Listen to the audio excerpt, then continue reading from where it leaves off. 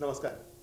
City big news की खास education series की मुहिम में मैं लोकेश गुप्ता आप सभी दर्शकों का हार्दिक स्वागत करता हूं। दर्शकों, आज सिटी बिग न्यूज के स्टूडियो में हमने जिन खास मेहमानों को आमंत्रित किया है, आइए आपका तारुफ उनसे करवा दूं।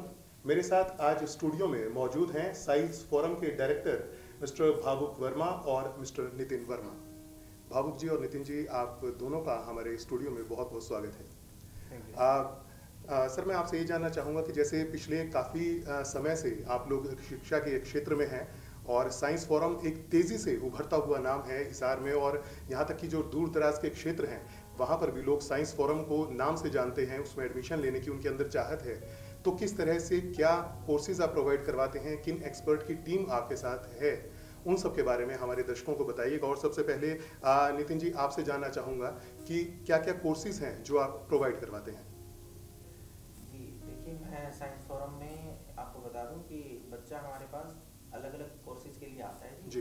10th के बाद बच्चा हमारे पास 2 साल के लिए आता है, जिसमें हम 11th और 12th के लिए फिजिक्स, केमिस्ट्री एंड बायोलॉजी, अब वो बात हो चाहे IIT में एंट्रेंस की या फिर वो प्री मेडिकल में हमारा नीट का जो एंट्रेंस होता है, एम्स का एंट्रेंस होता है, या फिर हम CBSE बोर्ड परीक्षाओं की बात कर लें, तो इन सभी अलग अलग कोर्सेज में बच्चे को फिजिक्स की भी ज़रूरत होती है, केमिस्ट्री की भी और बायोलॉजी की भी। तो ये तीनों सब्जेक्ट्स हमारे पास एक ही छत के नीचे प्रोवाइड कराए जाते हैं। तो खास तौर से आप +1, +2 मेडिकल, नॉन मेडिकल और साथ में जो IIT और नीट है, उन एग्जाम्स के लिए आप पूरी तरह से उनको तैयार करते हैं जी।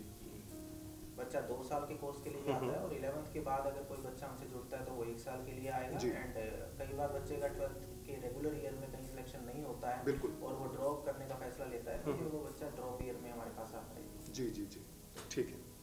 और भावुक जी, आपसे मेरा अगला प्रश्न ये है कि जैसे मेडिकल, नॉन मेडिकल के स्टूडेंट्स के अंदर एक बड़ी कन्फ्यूज़न होती है कि हम सिलेबस की या फिर कंपटीशन की तैयारी किस तरह से करें, तो उसके बारे में आप क्या संदेश देना चाहेंगे उन स्टूडेंट्स को जो इस तरह की तैयारी करने के बारे में सोच रहे हैं?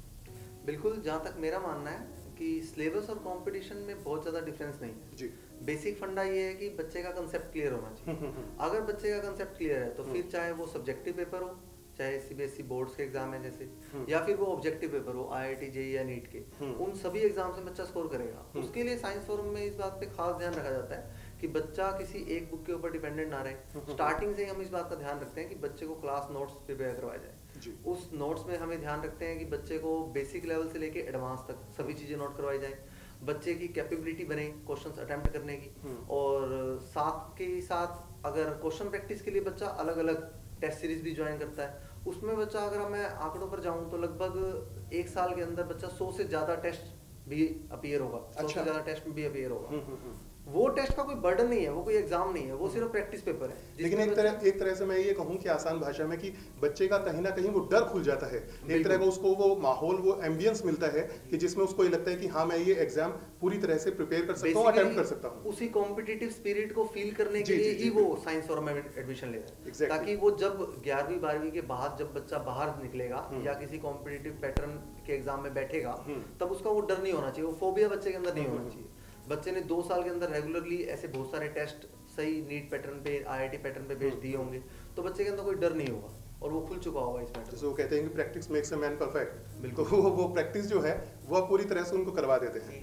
और कई बार हमने ये देखा भी है कि बच्चा पढ़ाई में बहुत अच्छा होता है, लेकिन वो एग्जाम का, वो कंपटीशन का एक फोबिया ऐसा होता है कि जब वो एग्जाम के लिए बैठता है तब एकदम से वो बिल्कुल ब्लैंक हो जाता है माइंड से। तो कहीं ना कहीं वो डर आपके यहाँ आने से उसका दूर हो जाता है। अगर ये कहें एक और चीज मैं इसमें ऐड करना चाहता हूँ, बेसिकली बच्चों के लिए जो हम रूटीन में देखते हैं जो प्रॉब्लम आती है, जो सिलेबस और कंपटीशन का पॉइंट आपने अरेंज किया, तो इसमें मेरा जो है ना जो एक्सपीरियंस वो ये कहता है कि हम बच्चे को नोटबुक पे डिपेंड होना सिखा देते हैं। अब देखिए, अगर एग्जाम जब चाहे बोर्ड एग्जाम की बात कर लें या फिर बोर्ड के बाद जब मेंस के लिए बच्चा अपियर होता है या नीट के लिए, तो बहुत ही कम समय, जब आखिरी 15 दिनों की बात करें या लास्ट 10 डेज बिफोर एग्जाम की बात करते हैं, अगर बच्चे ने तैयारी करनी है अपनी बुक से सीखी है और किसी 1-2 बुक पे डिपेंडेंट होना उसने सीखा है, तो क्या होता है कि बुक की मोटाई, आपको पता है कि साइंस में जो साइज बुक के रहते हैं, तो वो बच्चे के दिमाग पे जो है पेज पलट पलट के, चाहे वो 5 बार भी रिवाइज कर लेगा ना पूरी बुक को, फिर भी उसके दिमाग में रहता है कि भाई लास्ट में just before entering into the examination hall उसके मन में रहता है कि लास्ट में मैं बुक अपने साथ लेके जाऊं। तो उस चीज पे हमें लगता है कि कहीं ना कहीं वो इतना सारा पढ़ने के बाद वो सब पजल वाली सिचुएशन एक अराइज हो जाती है। तो उसका हमने ध्यान रखा है कि बच्चे को शॉर्ट में अपनी कंफर्टेबल लैंग्वेज में ऐसा कंसेप्चुअल नोटबुक पे तैयार कराया जाए, सब कुछ बच्चे को जरूरत ही ना पड़े किसी बुक की। अच्छा, नोटबुक बनवाते समय भी हम ध्यान रखते हैं कि हम बिल्कुल बेसिक लेवल से स्टार्ट करें। हम ऐसा आप कह सकते हैं कि एबीसीडी से स्टार्ट कराएं ताकि उसकी नींव मजबूत हो, उसको सारे अपने कांसेप्ट क्लियर हो, बेसिक कांसेप्ट पे ही फंडा रहता है। और उसके बाद लेवल को एडवांस लेके जाते हैं कि किसी भी तरीके के बच्चे के सारे प्रैक्टिस क्वेश्चन। अच्छा, इसमें हमारा आकलन ये भी रहता है कि पिछले 10-20 सालों में जो कि अलग अलग तरह के कॉम्पिटिटिव एग्जाम्स में जो क्वेश्चन आए हैं वो बच्चे के नोटबुक में ही जब नोट हो जाएंगे और बच्चे को ये सब प्रैक्टिस में पता भी चल जाएगा, जैसा कि सर ने बताया कि 100 से ज्यादा प्रैक्टिस टेस्ट होते हैं। अच्छा, फिर उसमें कंसेप्चुअली हम बच्चों के मार्क्स अगर कम आते हैं तो पेरेंट्स को बुला के उनसे बात की जाती है रेगुलरली, एक हेल्दी डिस्कशन की जाती है कि बच्चे का क्या लेवल है, कहाँ तक वो पहुंचा है, हमारे पास आने से पहले क्या लेवल था, अब उसमें कितनी इंप्रूवमेंट आई है और कितने इंप्रूवमेंट की उसको जरूरत है। बच्चे ने कोचिंग ज्वाइन ही सिर्फ इसलिए करी है कि देखो बुक्स में बहुत सारा डाटा लिखा हुआ है, ठीक बात, लेकिन कोचिंग का मतलब है बच्चे को एक ट्रू मेंटर्स मिलने चाहिए। मेंटरशिप बहुत जरूरी होती है। वो बच्चे की जो मेंटरिंग होती है, बच्चे के साथ बैठना, डिस्कशन करना, बहुत सारे कोचिंग इंस्टीट्यूट में देखा जाता है कि बच्चे भीड़ का हिस्सा बन चुके हैं, वो टीचर से कभी डाउट ही नहीं ले पा रहे, बच्चा हेजिटेट कर रहा है, कोई गांव से आए हुए बच्चे हैं, वहां उनको कंफर्टेबल माहौल नहीं मिल रहा। लेकिन यहाँ पे हमारा बेसिक क्राइटेरिया ये रहता है कि बच्चे को कभी भी ऐसा फील नहीं होता उसको कि वो ऐसा फील ना वो हो टीचर से डिटैच है, कहीं ना कहीं वो अपने आप को अटैच फील करता है। पर्सनल निगरानी में रहना चाहिए। जी, रेगुलर बेसिस पे बच्चे के साथ कम्युनिकेशन चलता रहता है, इंडिविजुअल बच्चे के साथ बैठना, डाउट काउंटर्स बने हुए हैं जिसमें आप बच्चे के साथ बैठोगे घंटा 2 घंटा, उसमें बच्चा आपसे डिस्कशन भी करेगा, अपनी प्रॉब्लम्स भी बताएगा। बहुत सारी ऐसी बातें होती है जो बच्चा टीचर के साथ नहीं कर पाता, शेयर ही नहीं कर पाता। ठीक बात, मेन प्रॉब्लम यहाँ पे आती है क्योंकि बच्चा स्कूल के बाद कोचिंग, दिन के 8-10 घंटे तो उसके पढ़ाई के साथ ही बीत गए। ठीक बात है। उसके बाद बच्चे को कहीं ऐसा जोन ही नहीं मिल रहा जहाँ पे वो अपनी मन की बात रख सके, वो बहुत जरूरी है। तो साइंस दोस्तों कहीं ना कहीं मैं मानता हूँ कि जो ये राज था कि साइंस फोरम इतना स्टूडेंट्स के बीच में और पेरेंट्स के बीच में क्यों पॉपुलर है, तो राज आज भावुक जी ने और नितिन जी ने हमारे सामने जाहिर कर दिया है। क्योंकि बच्चे की ओवरऑल डेवलपमेंट, उसके साथ जो एक हेल्दी डिस्कशन है, उसका ये लोग पार्ट बनते हैं। उसको बिल्कुल इस तरह की निगरानी में ऐसा माहौल दिया जाता है कि बच्चा बिल्कुल अपने आप को जुड़ा हुआ महसूस करता है। अच्छा, इसी के साथ मेरा एक अगला क्वेश्चन है, इसी के साथ मिलता हुआ कि जैसे हिसार शहर में आपकी 2 ब्रांचेस हैं साइंस फोरम की, तो 2 ब्रांचेस रखने के पीछे आपका क्या विजन था, क्या मकसद था, कि किस वजह से आपने ये सोचा कि हिसार में हमारी 2 ब्रांचेस होनी चाहिए? देखिए, मैं साइंस फोरम के बारे में आपको बताऊं कि साइंस फोरम जो है वो फुआरा चौक के नजदीक ओल्ड कोर्ट कॉम्प्लेक्स में भी अपनी सेवाएं दे रहा है और इसके साथ ही हम सेक्टर 13 में भी अपनी सेवाएं दे रहे हैं। अलग अलग तरीके के बैचेज उपलब्ध हैं। अब इसके पीछे हमारा जो सोचने का कारण था स्टार्ट करने के पीछे, मैं आपको बताता हूँ एक उदाहरण के तौर पे।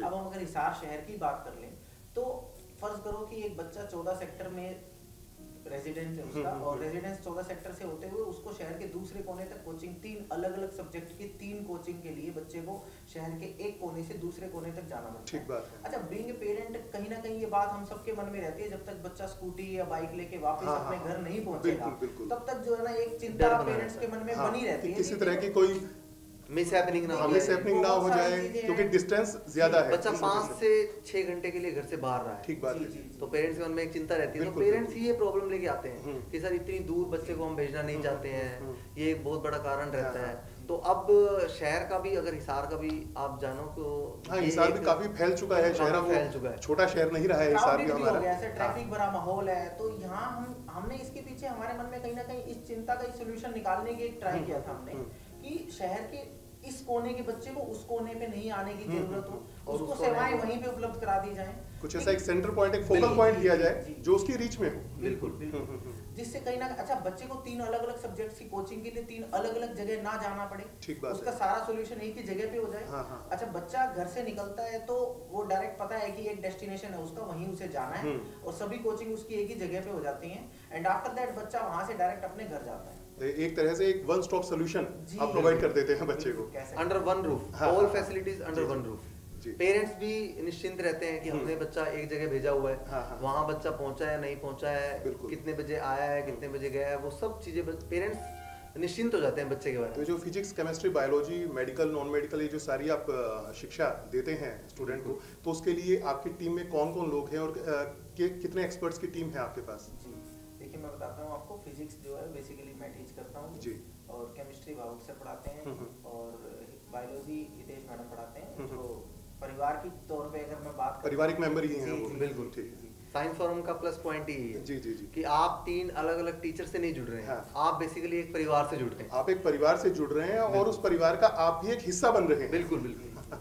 देखिए बच्चा ना, हमारे पास जो है बच्चा ऐसा नहीं है कि आप एक प्रोफेशनल कोचिंग में एडमिशन ले रहे हैं जहाँ पे आपकी बैच की ट्यूशन टाइमिंग खत्म तो बच्चा छुट्टी हो गई घर, ऐसा नहीं है। हमने बड़ा एक पारिवारिक माहौल रखा हुआ है, बच्चे को फील होता है एक सेकंड होम टाइप फीलिंग है जी। बच्चा जैसे अपने मम्मी पापा से शेयर कर सकता है, वहाँ पे भी वो टाइम स्पेंड करता है, ऐसा बच्चा हमारे साथ भी शेयर करता है, चाहे वो मैडम से बात कर सकता है, अब वो अलग अलग विषयों में हमारे से भी अलग आके बात कर सकता है। इवन मैं आपको ये भी बताता हूँ कि ये जो हमारे बच्चे के घर पे जाके टाइम टेबल रहने वाला है पढ़ने का, ये भी हम कोशिश करते हैं कि हमारी निगरानी में बने, बच्चे का इंडिविजुअल कितने घंटों का घर पे क्या टाइम टेबल है, उसके उठने का क्या समय है। बहुत सारी बार ना जी पेरेंट्स से कंप्लेंट लेके आते हैं कि आजकल ये बच्चों ने मोबाइल की बड़ी आदत लगी हुई है, बच्चों को ये जो है टीवी की आदत लगी हुई है, मोबाइल गैजेट्स हैं, टीवी है, सारा लैपटॉप है, ज्यादातर टाइम उनका उस पे स्पेंड होता है। क्या है कि बच्चों को आप दूर नहीं करवा सकते, ठीक बात है, लेकिन वो एक एनवायरनमेंट है। बच्चा अगर सारा दिन उसी एनवायरनमेंट में रहेगा और साथ के बच्चों को भी देखेगा तो अपने आप उसका एक इंटरेस्ट डेवलप हो जाएगा। कहीं ना कहीं आपको उसके इंटरेस्ट को मोल्ड करना पड़ेगा, बजाय कि कह के उस चीज से उसको दूर करने के,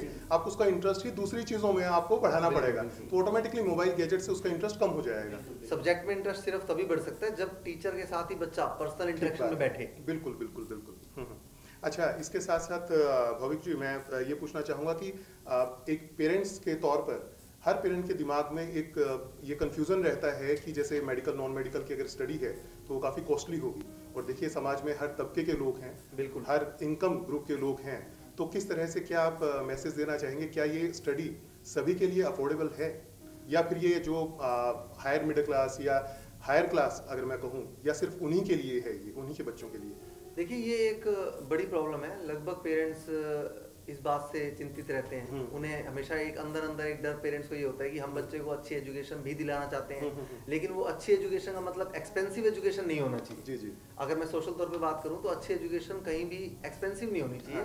ऐसा नहीं होना चाहिए। साइंस फॉरम ने इस विषय में खास ध्यान भी रखा हुआ है। ठीक है। इसमें देखिए एक समाज में हर तबके के लोग हैं, समाज में हर वर्ग के लोग हैं अलग अलग। अब बहुत सारे पेरेंट्स ऐसे होते हैं जिनके लिए अफोर्ड करना आसान है, लेकिन हम खुद, मैं एक एग्जांपल भी देना चाहूंगा कि हमारा खुद का भी बैकग्राउंड ऐसा ही रहा है कि यंग एज में फादर नहीं रहे थे, तो हम खुद उसी दौर से गुजरे हैं। तो उसमें हमें एक पता है कि एक घर पे एक फीलिंग क्या रहती है, घर पे एक फीलिंग क्या रहती है। एक माँ अपने बच्चों को पढ़ाना चाहती है, बच्चे पढ़ाई में भी अच्छे हैं, 10th में अगर उनका स्कोर देखते हैं तो बहुत अच्छा है वो, लेकिन 11वीं 12वीं में पढ़ाई कंटिन्यू नहीं हो पा रही है, सिर्फ और सिर्फ अफोर्डेबिलिटी की वजह से। अगर फाइनेंशियल क्रंच है, वो क्राइसिस है, अगर उस वजह से बच्चा ना पढ़ पाए तो बहुत एक मैं ये कहूँ कि बहुत गलत संदेश जाता है समाज में भी। हर प्रोफेशन के कुछ एथिक्स भी होते हैं जी। तो बीइंग ए बिजनेसमैन, पहले हम एक टीचर हैं तो टीचर के कुछ एथिक्स भी हैं, उन एथिक्स को जरूर फॉलो करना चाहिए। ये मेरी सबसे रिक्वेस्ट भी है सोशल तौर पे कि आपको उन एथिक्स को जरूर फॉलो करना चाहिए। साइंस फॉरम में हम इस बात का विशेष ध्यान रखते हैं, कोई भी जो निचले दर्जे के लोग हैं, या मैं बोलूं कि जो अफोर्डेबिलिटी जिनकी थोड़ी सी कम है, इनकम अगर मैं ये कहूं कि सोर्सेज कम है उनके, इकोनॉमिकल थोड़े से वीक हैं अगर बात करें, देखिए हम क्योंकि इस दौर से गुजरे हैं, हम ये बात समझ सकते हैं आसानी से, तो इसीलिए हमने ये बात का विशेष ध्यान रखा हुआ है कि कोई भी गर्ल चाइल्ड हो उसके लिए फीस में अलग से तरीके की आपको रिबेट मिलती है, आप स्कॉलरशिप अलग अलग तरीके की हमने रखी हुई है। ये बहुत अच्छा स्टेप है। आर्मी पर्सन्स के लिए, अब जैसा कि आप जानते हैं कि आर्मी पर्सन बेसिकली कहीं बॉर्डर पे पोस्टिंग है या कहीं है, तो रेगुलरली वो अपने घर पे जो है वो खर्चा या फीस का एक पॉइंट उनके मन में चिंता ना कर रहा, उनके अपने बच्चे की चिंता, एजुकेशन की चिंता उनके दिमाग में ना हो, तो उसका भी हम ध्यान रखते हैं कि आर्मी पर्सन, आर्मी बैकग्राउंड से कोई बच्चा आता है तो उसको भी फीस में अलग तरीके की छूट दी जाती है, ताकि कहीं आर्थिक रूप से वो एक बाधा उनके रास्ते में ना आए। ठीक है। और अगर जैसे मैंने अभी सर ने बताया कि कई बार जैसे पिता जो है परिवार के हमारे अर्निंग मेंबर होता है, बिल्कुल बिल्कुल होता है। तो अगर कई बार ऐसा सर्कमस्टांसेस क्रिएट हो जाते हैं कि अर्निंग हैंड जो फैमिली का है, अगर वो एक्सीडेंटल या इस टाइप से कोई, जैसे हमारे साथ भी हुआ, तो बेसिकली हम ध्यान रखते हैं कि वो पैसों के चलते उसकी एजुकेशन नहीं, किसी की एजुकेशन में दिक्कत नहीं आनी चाहिए। और बहुत सारे ऐसे बच्चों का हम उनके लिए हम ये इंश्योर करते हैं कि अगर बच्चे के 10th में परसेंटेज बहुत अच्छा है, अगर बच्चा पढ़ाई में रुचि रखता है और सिर्फ पैसों की वजह से अगर वो नहीं पढ़ पा रहा है तो उसके लिए हमारा पूरा 100% सहयोग रहता है बच्चे की दर्शकों। ये तो बहुत अच्छी बात है कि कहीं ना कहीं एजुकेशन के साथ साथ अगर उसके साथ एक सोशल कॉज भी जुड़ा हुआ है, एक नोबल कॉज भी जुड़ा हुआ है कि जो बच्चा पढ़ाई में अच्छा है और वो चाहता है कि उसे एक अच्छी हायर एजुकेशन मिले, तो सिर्फ पैसे की कमी के चलते वो इस एजुकेशन से दूर ना हो। एक और चीज मैं इसमें ऐड करना चाहता हूँ कि रूटीन में हम देखते हैं जब बच्चों की इंक्वायरीज आती है तो उसमें एक प्रॉब्लम आती है कि स्कूल की फीस अलग भरनी पड़ती है जी, कोचिंग की फीस अलग है, फिर कॉम्पिटिटिव एग्जाम्स की जब वो एनरोल करते हैं तो उसकी अलग है।